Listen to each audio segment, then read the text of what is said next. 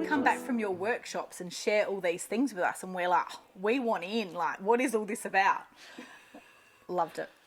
I love the way you can get lost in books. That would be my favourite part of literacy, I think. Obviously, there's different components. I used to write books when I was younger, or stories, I guess, that started like that.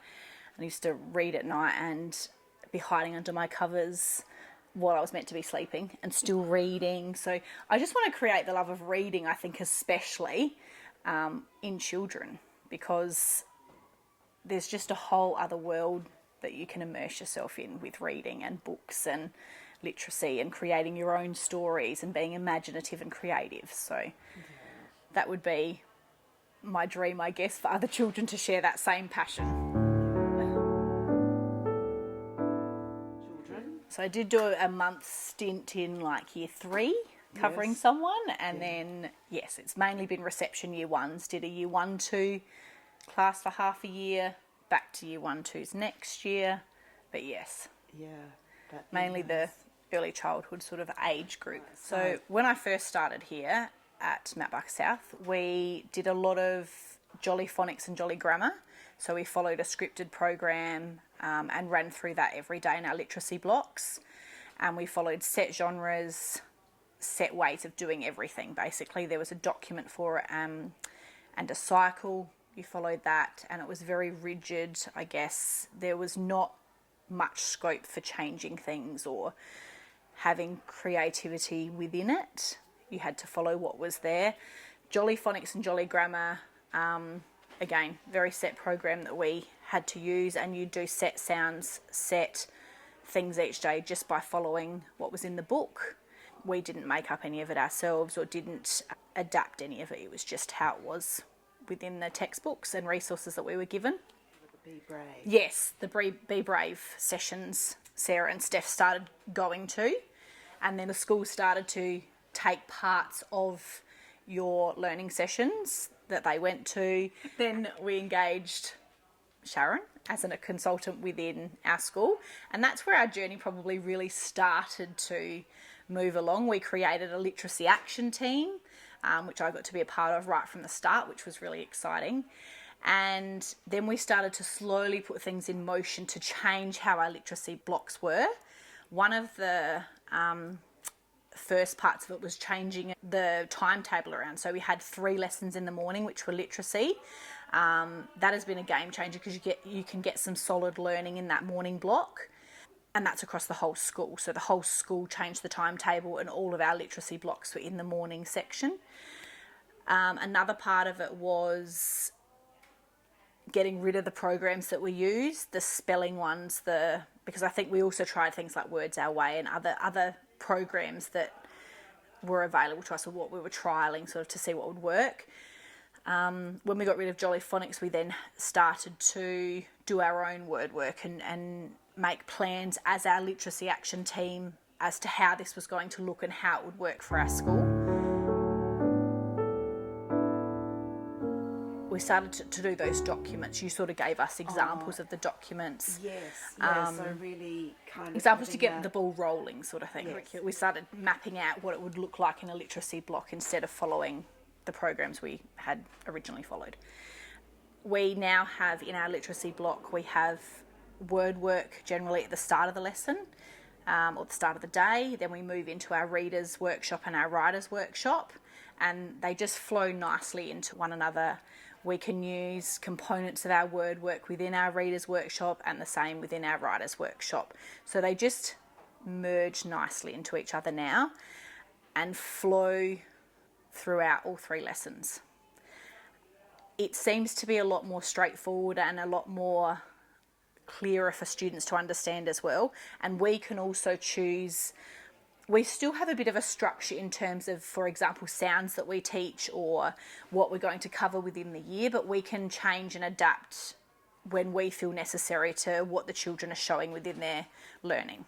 So we can adjust, adapt in different sounds and different digraphs and things that we're going to focus on for that day. And we might find the day before we had something that come out in the reading, one of the students might come up and go, I've noticed in this writing there's an S here or there's a full stop here at the end of this, and then we can go and explain that the next day, or we might explain it in that moment. But it gives us opportunity to adapt things as we view them within the learning of the children. Yeah. So we don't have to stick to our planning. We plan a week in advance, but we do adapt and change throughout the week as we see necessary. In our planning, we get to team plan with another teacher. So I team plan with the reception teacher next door to me. We're very lucky, a double lesson together. I know some get just a single lesson together, but we get a double lesson together. And we will plan our lessons for the following week. Now, we'll, as an overall, follow the same sort of structure, but we might adapt and adjust for our own students. So we might say, for example, we're covering S for that day or the next day, or how it goes, and she might go, oh, my kids have got it, or my students understand it, we don't need to do that, we're going to move on to this now, or we need revision in this area because I'm finding all the students are not using full stops at all, so we'll go back and have a lesson on full stops, or so we adapt to what our students need, but still plan as a team together, so that we are sort of covering the same things throughout the year as well, but we will maybe do it at different times. The genres are the same, so we've mapped out for the year what our genres are, but we might teach them in different ways depending on how our students are coping or what skills they're displaying within their writing and reading. So that supports individual growth and individual skill set and the differentiation between students. Beautiful. Have I answered that question? Yes, absolutely. I go on a ramble. The straight reception classes definitely helped because we're all starting together as new at school. But the huge thing I focused on this year is so much bookmaking, especially at the start of the year. Well, to start with, we made books as a class. So we started off, every person had a page in this book. We would share the books. We would all have a chance at illustrating. We'd all have a chance of writing. Some of those that couldn't write, the teachers and the support staff would scribe for them their ideas. And you realise so many of the students have so many ideas to share. They just, because they can't write, doesn't mean that you don't want them to share or you can't get them to share. As soon as you ask them questions and you give them a lead in, or you let them explain something to you or let them tell a story, they're off. They love telling stories. They love sharing their ideas. So that was a huge game changer, I think, at the start of the year, is making lots of stories. And we would read stories first. So I would read a class story. Malachi's, I went walking. What do you see? I see a blue ant looking at me. Daisies, I went walking. What do you see? Would you like to help me read it? I see a pink unicorn looking at me. Then we would give them an opportunity to respond to that text.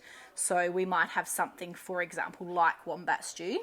They love reading that over and over again. They'd sing along with you within the book and decided to make Wombat Stew. Wombat Stew. Gooey, brewy, yummy, chewy, wombat stew. And then you'd give them an opportunity to retell their favourite part of the book. So they would draw a picture and then we would scribe what their favourite part was. Some of them were able to write, they would write what their favourite part was. So there was differentiation of, if you couldn't write, it was completely fine. You could still draw your beautiful picture, your illustration, and share it with the class, because that's another part of what we did in our lesson. Is at the end of the lesson they'd bring their books to the mat, we'd sit in a circle, and then they could go around and share there, so they didn't even have to have writing on their page. And why did you choose to draw a chameleon? Because I like their spots. You like their spots? Yeah. What else do they do? Chameleons do something very cool. What do they do? They blend in. They blend in, and there's a word for it. Camouflage. Camouflage. They camouflage into their environment. So you can't see them. Excellent. Did you label your picture? What did you label it with? beautiful illustration, they'd share their favourite part, and then they could verbally share that with the class. I should say orally share that with the class. So that was a huge part of the first part of the year. When we started to learn our letters, each week they built up a bank of letters. They would start to then label their pictures. So a lot, like majority of the children that come to school, they can't write when they first start school. So they scribe scribble. As we progress learning the letters, they would then label their pictures just with the first letter of what they can hear in a word. Then that progressed to some of them writing whole words. Then we slowly moved into then whole sentences, or we would give a sentence starter like I like, and then they get to write what they like, or it might be I can and something that they can do. So it was simple sentences to start with, or just a sentence starter that they could then finish. I was going to say about we had a huge focus on our names as well, so that at least children could label their page with their name too. So we had a lot of artwork around their names, identifying the letters of their names, alphabetically ordering their names, making a name book. Can you spot other people's names? We have a class roll in the morning which has everyone's name and their picture so that it would help them identify them.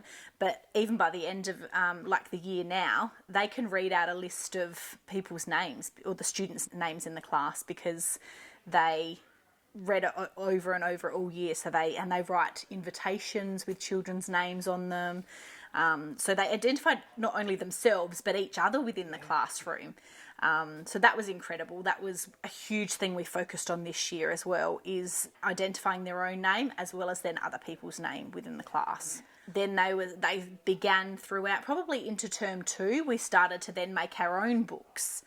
So that was very exciting. There was a huge excitement from students when they could actually make their own book. They did love the class books and they were very well loved. They would read them at break times and share them with each other in their own independent reading. So they could choose their own books to read. They would be choosing the books off the shelf that we made throughout the class. But the next step of when we made our own individual books, they were able to then share these books with other students, and we would do gallery walks. So we would put them on our tables, and you could then walk around the classroom and look at other people's work, and you could give feedback to them. And so we then talked about giving feedback to others and how that looks as well. You know, are they kind words? Are they, constructive criticism? We even talked about that so that they were able to give feedback to other people in a positive way, even if it was something that they had to work on. So there were lots of components, I guess, to the bookmaking that became really effective and embedded into our Readers and Writers Workshop, because it was part of Readers Workshop. Even they were able to read other people's stories that they had written.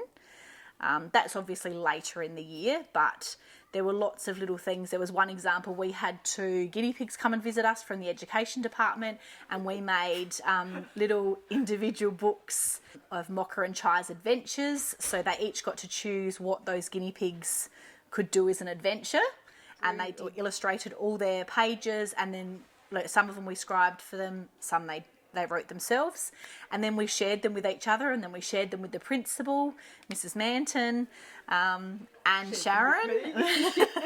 When Sharon came to visit, we shared them with Sharon. So it was great embedding things that were of interest to them as well. That's another key part of it, I think, is finding areas that are going to really engage the students and make them interesting and exciting, and they still get the imagination and the creativity within the books that they're making, but you give them a bit of an idea or a kickstarter so they're able to do that.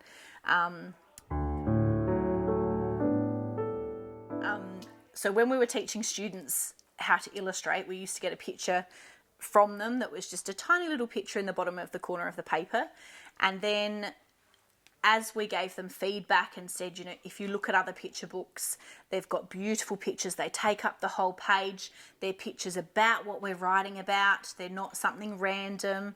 They're not something that you'd like for dinner or, you know, a favourite pet. It has to be about the topic that we're writing about or that our book is about. The illustrations progressed and they were incredible.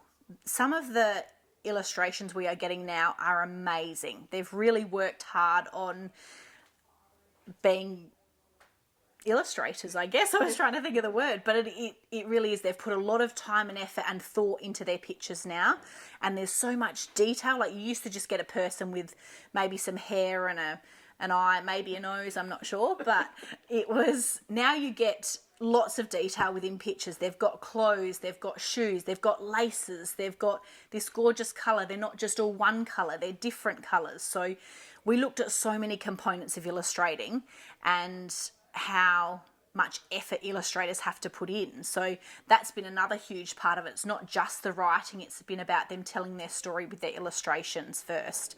And that's how it all started off, really, is the illustrations at the start of the year and creating that part of it. So the first 6 weeks, I think we got to focus on Eric Carle and the patterns within his books, but then we also looked at his illustrations and how he illustrates his books. We got to paint paper and collage, and it was incredible. The books we made out of Eric Carle's paper that we use within the classroom, they thought it was amazing. We had oodles and oodles of it. It just went for weeks and weeks after we'd even finished the topic. Yes. So we've had lots of poetry. We've made our own poetry. So we read a lot of poetry. We do it throughout the year, not just in the weeks that we have poetry. I went walking. What do you see? And the authors and illustrators are foundation for our class.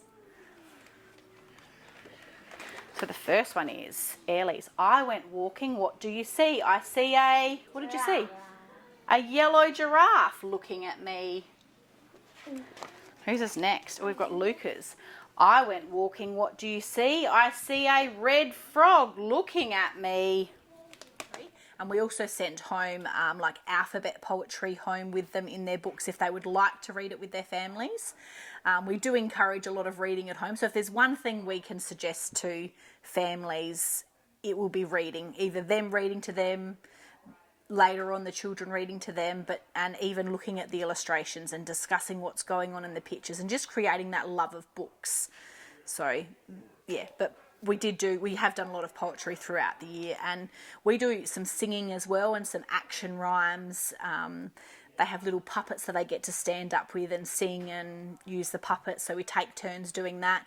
We normally have a focus song for the week, so we'll do a song and act it out at the end of each day.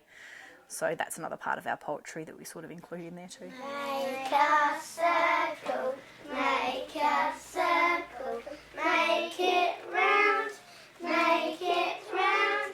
Join your hands together, join your hands together, and now sit down, and now sit down. Yes. There's so many different parts. So moving into Year 1-2 again next year, I really want to hit the ground running with beginning to make class books again.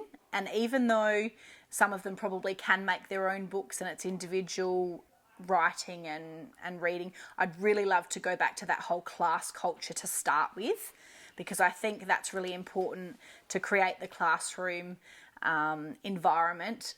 Create the books together, read them together, share them together, then they seem to build that relationship with each other and myself and the support staff, but they start to create a love of learning themselves within the classroom because it's something you've done as a team and you've worked together to do it.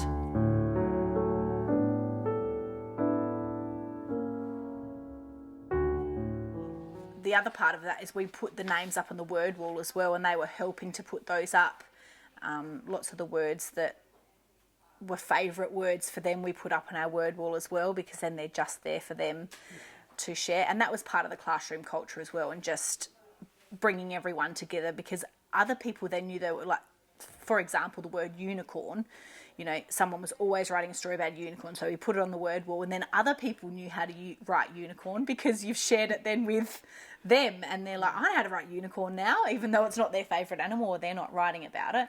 It becomes a classroom culture about the reading and the writing. You are sharing all of your stories and sharing your learning and what you've made with other students, and they love it. They love the sharing, they love interacting with others, they love the social interactions, and something that they can be proud of with their bookmaking. They go, I've made this, I've done this myself, I've illustrated, I've written it, and I'm going to show you now and tell you all about it. There's such a level of ownership and that proud moment of, look what I can do.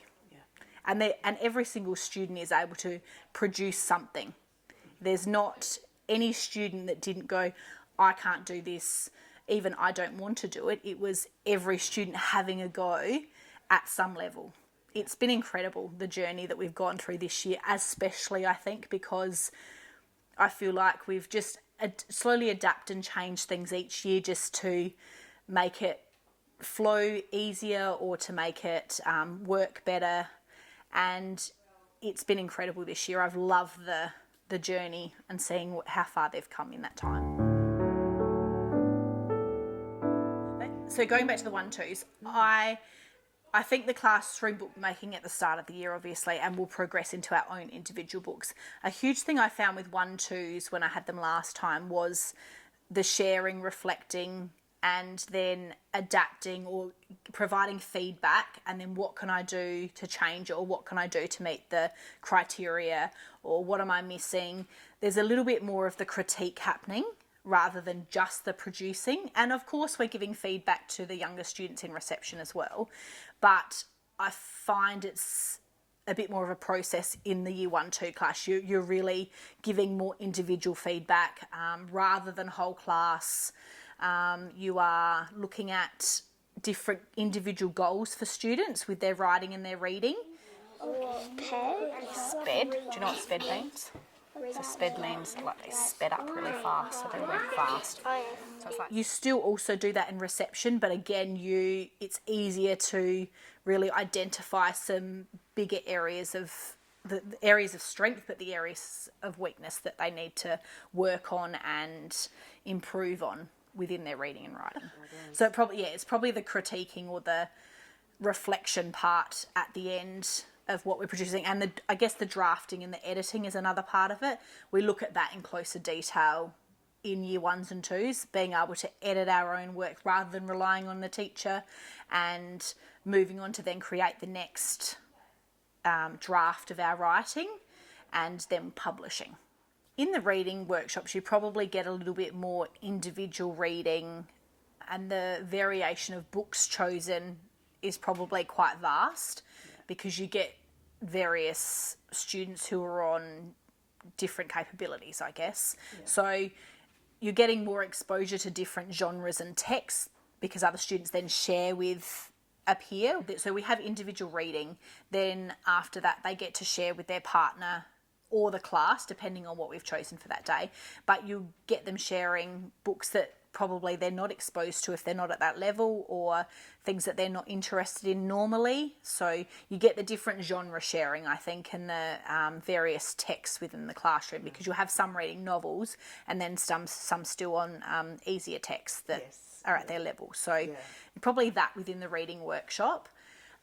We won't just have illustrated responses, it will be more written responses to texts. Still, illustrations obviously are a huge focus, but a lot of written things as well, I think, in terms of your response to a text and what you're noticing and what you're inferencing and what you're understanding within the text. I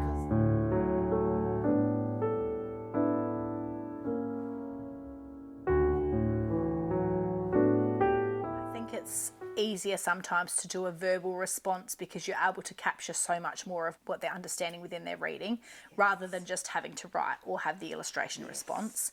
You can get the conversation, what did you like about it, what did you understand, what is your favourite part, rather than them having to write all that. And you get some students that really can't write much or can't write fast. So you've got maybe a 10-minute block where you've got to have a response, or a 5-minute block where you've got to have a response, and they can't do it in that time. So it's easier for them to talk to a peer and discuss what is going on within their book. And you'll find some students actually love that part of it. They actually really enjoy being able to read their book and then share with someone else, look what happened in here, or this is my favourite part, and I love these pictures, or there's lots of parts of it, but you'll see the children's faces light up when they get to share when it's their turn to talk and they get to share with the other student. That's sometimes their favourite part of all of it. We have tried different checklists and different documents to record all of this. Now, we've just gone back to a very simple one, which we've adapted a sheet, basically. It's got their name, it's got the book that they've read, and then it's got just sort of dot points about what they've done in that and maybe questions that we've asked. And we go through a cycle every couple of weeks with them. It's very quick. You're asking them things about, even simple things like what is your favourite part of this book? What have you enjoyed about this story? Who are the characters in this story?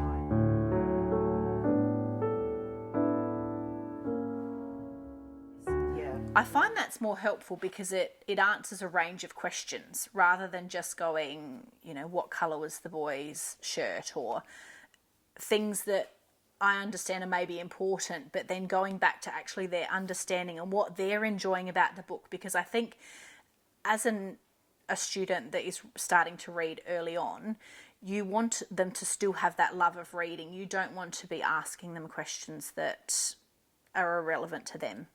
You want to engage them and you want them to share. And I think that's, with the conferencing, we create that love of them sharing with their peers because we ask them questions that are interesting. And what can you tell me about this book? What was your favourite part? What is happening next? There's still questions that give you lots of information about the students' reading and their understanding, but it still keeps that love of reading alive. Yeah. And it still creates that love of, I want to share with you. Yeah. And I think that's a big part of what we've done this year as well and I try and let a lot of students share. So I try and allow enough time for sharing because students get disappointed when they can't share. So you try and ask as many as you can to share bits and pieces, even if it is peer sharing. It's still really important because they want to share their story and they want to share what they've read. Yeah. Did I ask your question? I'm not sure if I did. I went around that way. I think that is really important. That was brilliant.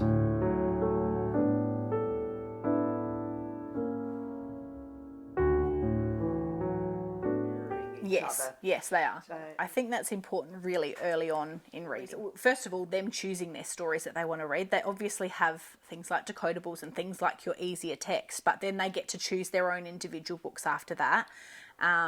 For the same amount of time, and them being able to share that, you can see their faces light up. The other day when Everest was reading this book, he was like, oh, there's racing cars, and there was so much animation and so much expression and tone in his voice because he was so excited about the book. I love that we can create that in the classroom, and I love it that they can share that with us as teachers and support staff, but also the other students and peers in the class. Yeah. It's awesome. Isn't it? It's so exciting. Yeah.